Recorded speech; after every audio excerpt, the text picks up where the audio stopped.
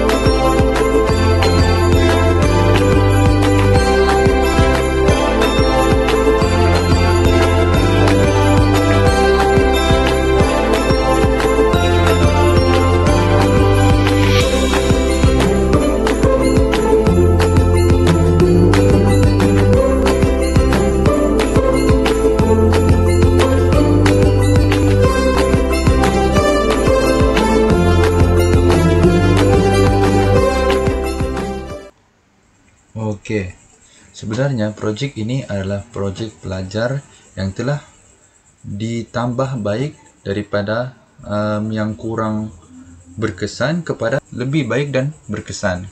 Jadi video ini adalah projek menggunakan penderia jarak yang seperti kalau dekat sini, kalau kamu biasa dekat hospital lah, macam itulah. Bila ada objek ataupun orang yang dekat dengan pintu itu akan mengesan dan membuka pintu. Macam itulah dia punya sistem projek ni. Jadi sebenarnya dahulu projek ini hanya menggunakan sensor bunyi saja. Bila orang dekat, sensor bunyi itu akan berbunyi, dan apabila ditambah baik, sensor bunyi itu ditukar kepada sensor penderia dan ditambah lagi dengan motor server untuk menarik pintu bila mengesan. Apabila sensor jarak tu mengesan orang yang di hadapan, sensor server tu akan menarik pintu untuk membuka pintu. Macam tu dia punya sistem.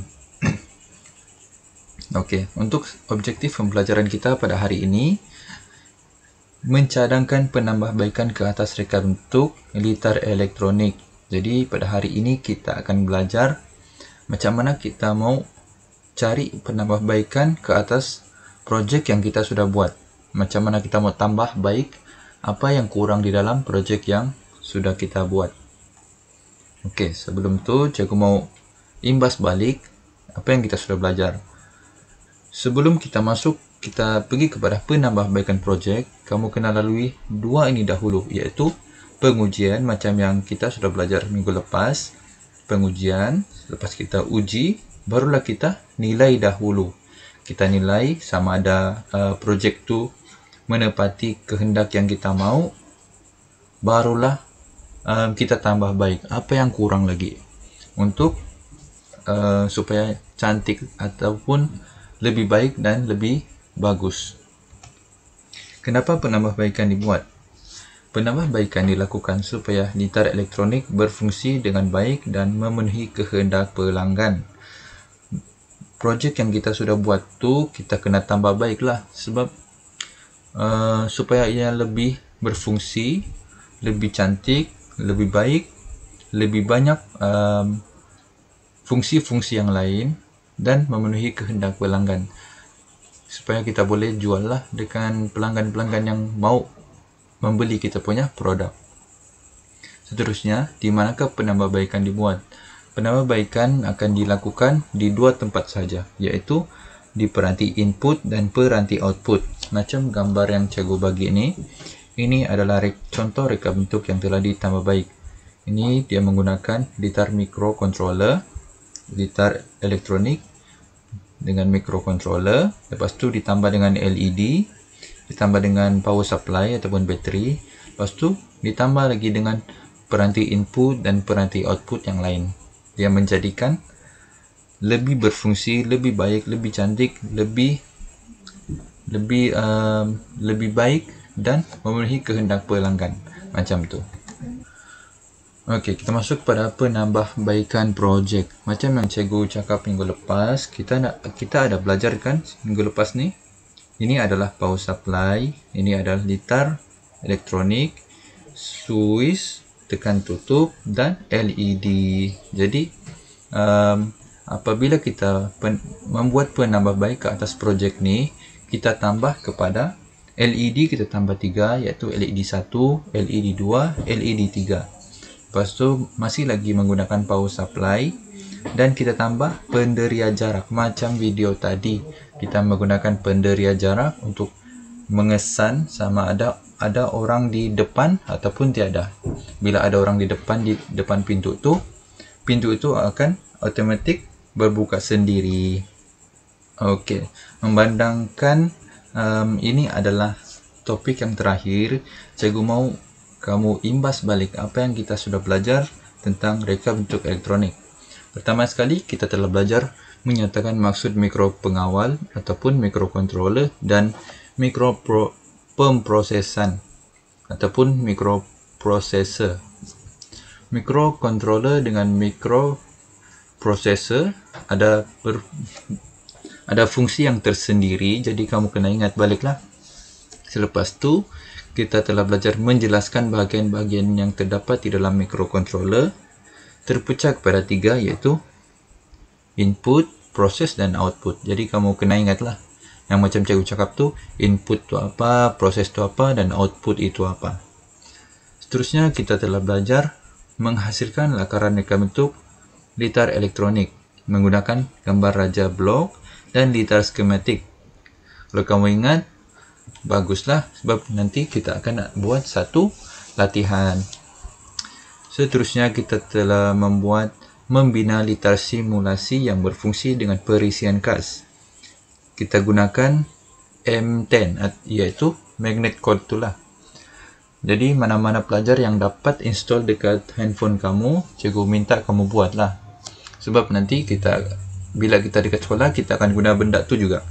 Jadi bila yang pelajar-pelajar yang sudah mahir, lebih senang kita belajar balik. Kita ingat balik apa yang sudah kita belajar.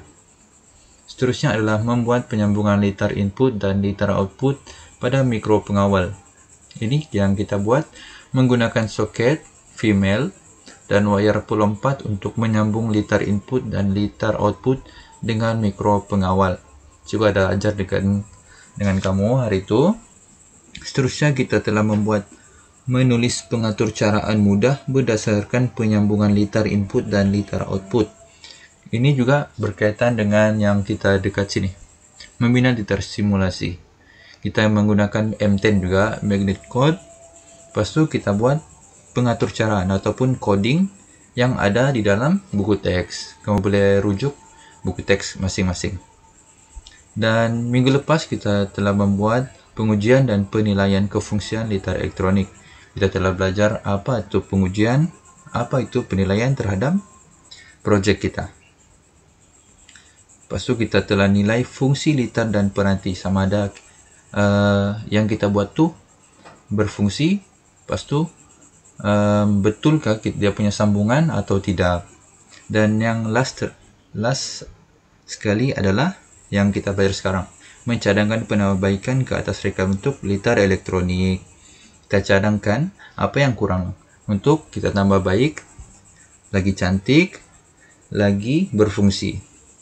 Kita telah belajar reka bentuk litar elektronik, pengatur caraan dan menghasilkan laporan. Sepatutnya projek yang kita buat ni, kita kena buat laporan akhir. Jadi kita nampak dia punya proses. Dari awal kita pilih tajuk projek kita, lepas tu kita buat dia punya proses, apa bahan-bahan yang kita gunakan, dan terakhir sekali hasilnya macam mana. Jadi ini adalah tujuan laporan dibuatlah, kita tengok balik kita punya proses pembuatan projek tu. Okey, itu sahaja daripada cikgu. Cikgu harap untuk tajuk reka bentuk dan elektronik ni kamu dapat mahir dan kamu dapat hafal apa yang cikgu telah ajar untuk kamu. Sekian dan terima kasih.